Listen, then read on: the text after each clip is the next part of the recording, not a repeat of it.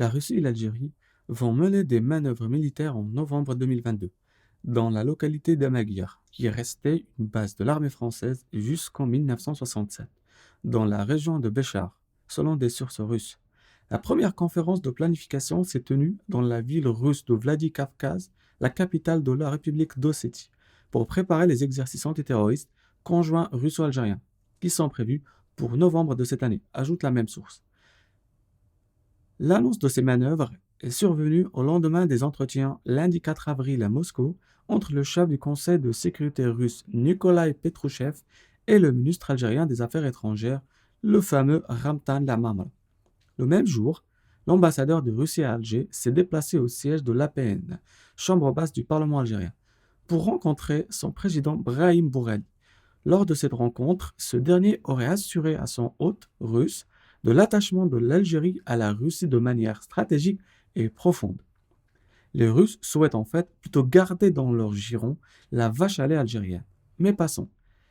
Ces manœuvres sont présentées comme une réponse aux menaces terroristes qui guetteraient la région selon l'Algérie, ce qui est, avouons-le, un prétexte surréaliste, voire débile, car aucune menace de ce genre ne pèserait sur Béchar, plus proche du Maroc, 80 km à l'est de la frontière marocaine, que de Tindouf, 852 km au nord-est de Tindouf, ou encore Alger, à 1150 km au sud-ouest de la capitale.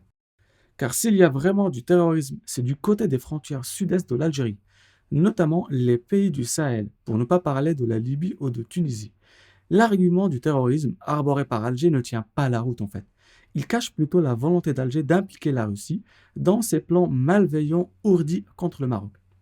Moscou n'est évidemment pas dupe de ce jeu malsain, mais en faisant le jeu d'Alger, elle risquerait de se mettre à dos le Maroc, auquel elle est liée par des accords de coopération stratégique. N'oublions pas que le Maroc n'a pas participé au vote de sanctions contre la Russie suite à la guerre en Ukraine, chose que les Russes eux-mêmes ont appréciée. En fait, en cherchant à entraîner la Russie dans des manœuvres militaires à la frontière avec le Maroc et à 14 km de l'Europe, il est clair qu'Alger joue la provocation envers le Maroc, tout en cherchant à faire chanter Washington et l'Union européenne, accusés d'avoir pressé l'Espagne de reconnaître la prééminence du plan marocain d'autonomie. En effet, la nouvelle position de Madrid sur le dossier du Sahara marocain avait été qualifiée de brusque revirement par Alger et tout récemment par l'ambassadeur de Russie à Alger de surprenant. Ces derniers voient d'un œil inquiet le soutien international croissant à la solution d'autonomie sous souveraineté marocaine. Seule alternative au conflit régional, plus que quarantenaire créé autour du Sahara marocain par les fous caporaux algériens.